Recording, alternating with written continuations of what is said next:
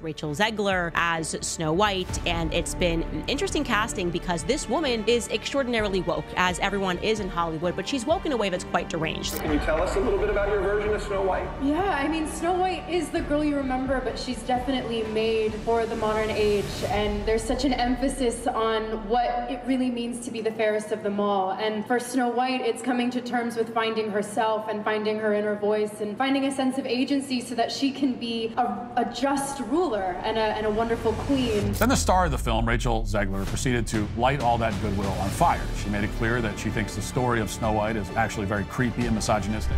Rachel Zegler is crashing out as her woke Snow White gets pulled from theaters.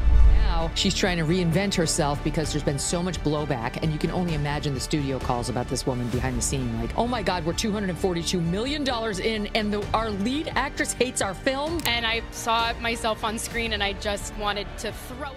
Once upon a time, Disney thought they had a solid gold hit on their hands. A live-action reboot of Snow White, the princess that started it all, but what was supposed to be a magical return to the classics turned into, well, a total disaster. Now, theater chains are pulling the movie off their schedules. Yanked, gone, Poof, just like that. Everyone's pretty shook. This kind of thing almost never happens with Disney, the company that basically prints money off old remakes like this. But this time, Zegler's in the hot seat alone.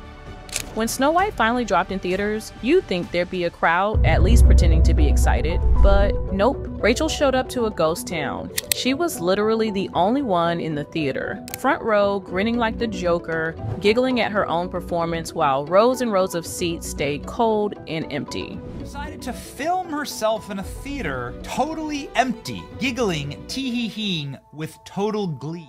These clips of her laughing alone went viral, and as expected, people are not showing any mercy. Ouch, ouch. That at every premiere and everything I do, people will wait in line to see. Well, this didn't age well. Along with the empty theater and manic episode that followed, reviews also slammed the movie as a preachy, joyless mess. Which sucks, cusses. Rachel had pitched the film as a fresh moral reboot, a modern tale meant to uplift and empower.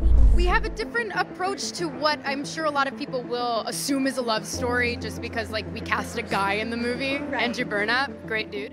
And all that schmuck. But instead of inspiring anyone, it just annoyed the living crap out of diehard Disney fans who wanted magic and nostalgia, not lectures and drama. I just mean that it's no longer 1937, and we absolutely wrote a Snow White that is not going to be saved by the prince. She's not going to be saved by the prince, and she's not going to be dreaming about true love. She's dreaming about becoming the leader she knows she can be. Man, the backlash has been swift and brutal. The 1937 amazing movie will be around a lot longer than this Hollywood trash. Insiders are now reporting that things have gotten so intense behind the scenes that Miss Zegler is now dealing with some serious emotional stress. And despite my cracks and my breaks, and there are many of them, yeah, you can't really blame her for breaking down. Cues around this movie wasn't just bad press, it was all bad press. There have been crazy rumors of drama on set, creative disagreements, and backstage beef completely hijacking the conversation. Nobody was talking about the movie's story or visuals anymore. They were too busy gossiping about who was mad at who. By the time the film went into theaters, everyone had moved on from "will this be good?" to "who's fighting now?" What we're hearing is that Rachel and Gal Gadot weren't exactly besties. That tension, combined with painfully low box office numbers, led to theaters bailing out faster than the audience. Gal Gadot's Snow White is listed as one of the worst films in history. Right now it has a 1.5. Okay, this isn't looking good. Key markets reported near empty screenings on opening weekend, and that's when the real panic started. Safe to say, this may be Disney's biggest oops. Now let's be real. Disney is known for throwing their marketing weight around. When they believe in a film, they push it hard. You know, Happy Meal toys, bus ads, theme park tie-ins, the whole deal. But with Snow White, none of that magic worked. The film went from Disney's next big thing to what in the world happened here in just a few days. Currently, Snow Woke and the 7 pronouns is sitting at 43% on the tomato meter on Rotten Tomatoes. It all ended with Snow White earning a crown no one wanted. The worst box office flop in the history of Disney's live-action remakes. Yep, worse than Dumbo, worse than Pinocchio, worse than even the ones you forgot existed. Dumbo, that's sad, but yeah, like... Well, the reaction has been absolutely horrible. It is the worst box office from a Disney live action remake that they've ever done in Dumbo. If Snow White was supposed to be Rachel Zegler's big Hollywood glow up, well, that glow clearly just exploded in her face. Insiders say she's been hit hard by the realization that the movie meant to show off her talent now feels like the beginning of a downward spiral. Of course, what doesn't help is the Cold War with Gal Gadot. But hey, what's a Hollywood disaster without some co-star drama? The evil queen, Wonder Woman, and also Rachel's rumored nemesis is playing the part. From the early days of the press tour, whispers were flying around that these two had clashing political views. Of course, Gal being of Jewish origin and Rachel speaking up for Palestine would do that. Quote, and always remember, free Palestine. So that was what Zegler posted. That, and when you're trapped together on a global promo tour, that's a recipe for awkward silence and side eyes. Things finally blew up when Gal planned this big cast and crew celebration meant to bring everyone together. Cute idea, until it turned into the Met Gala of passive-aggressive side conversations. Rachel didn't even show up. She said it clashed with her values, which was PR speak for no thank you. Say, if I'm gonna stand there 18 hours in a dress of an iconic Disney princess, I deserve to be paid for every hour that it is streamed online. On-set reports said Rachel and Gal Gadot couldn't even fake liking each other. Rumors of ideological spats and political disagreements got so intense that filming had to be rescheduled more times than anyone could count. That meant ballooning budgets, overworked editors, and hours of footage that just didn't work. Editors were practically performing dark magic to stitch together scenes that looked remotely cohesive. One source said they could barely film 2 minutes of dialogue without tension crackling in the air. That tension spilled right onto the screen too. Audiences noticed the awkwardness. Reviews called the chemistry non-existent, and some said it felt like watching two co-workers silently hate each other during a forced Zoom call. Disney tried to keep the drama quiet, but clearly it didn't work. The princess is pro-Palestinian and the evil queen is a Zionist.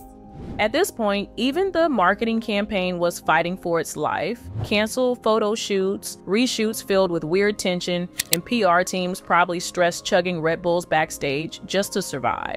Nobody wanted to do interviews. Reporters were warned not to ask about the Kyo stars in the same sentence. Promo events got weirdly quiet or rescheduled. But the real red flag was when online talk shows and Twitter started asking whether the film itself could even survive all this negative energy. Here's a little spoiler for you, it couldn't. Rachel Zegler has been described as a walking PR disaster for Disney. The movie hadn't even come out yet, and people were already debating whether Disney should just release it directly to the forgotten bin on Disney+. Y'all, the memes are unstoppable. Weird. With the bad press spreading like wildfire, the box office took a nosedive. Disney's Snow White was essentially a box office dud. Theaters scrambled to replace Snow White with literally anything else. Horror flicks, rom-coms, even reruns of old blockbusters were pulling more viewers. Insiders revealed that entire screening schedules were being scrapped because of how badly the movie was flopping. The final nail in the coffin was when theaters gave up. Disney execs had one last hope. Maybe a strong second weekend could turn things around. You know, maybe word of mouth would magically do what marketing couldn't, but nope, instead it got worse. More theaters pulled the movie cues apparently. She refused to keep her fat mouth shut. Yeah, so theaters were freeing up screens left and right, choosing literally any other movie over Snow White. That sent a loud and clear message. Nobody believed this film could make a comeback. Not even the studios. YouTube channels with cat videos and Minecraft parodies were pulling more views than Disney's massive budget Snow White. That's how far the mighty have fallen. Sources close to Rachel say the pressure was unbearable. Between tabloids picking apart her interviews, social media dragging her every word, and major news outlets calling her out, she was in free fall. Her comments about the original 1937 Snow White, which fans felt were smug or just plain mean, didn't help. Disney left the comment sections open, which, let's be honest, was probably the boldest move of the whole project, and then came Rachel's disappearance.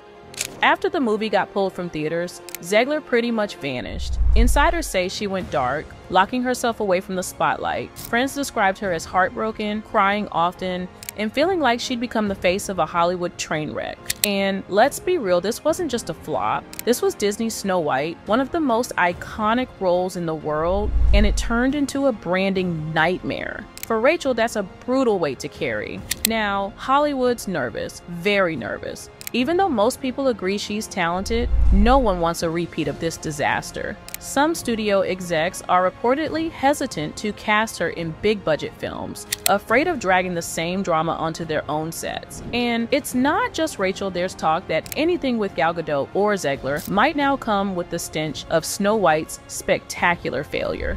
To top it all off, Gadot's camp is pointing fingers. They blame Zegler for most of the chaos, especially her viral moral message interviews and those political sound bites that made fans rage quit before the movie even released. It's become a full-on blame game. And this isn't just about one actress or one film. Disney itself is now in hot water. The company that used to be untouchable, the definition of family-friendly entertainment, is now licking its wounds. Snow White didn't just underperform, it imploded. And that has execs asking, if we can't even get Snow White right, what does that say about everything else we're making? So, what do you think? Was Rachel Zegler just in the wrong movie at the wrong time? Do you think Disney's remake strategy is officially toast? And be honest, would you have watched this Snow White even if all the drama didn't happen? Let me know in the comments below.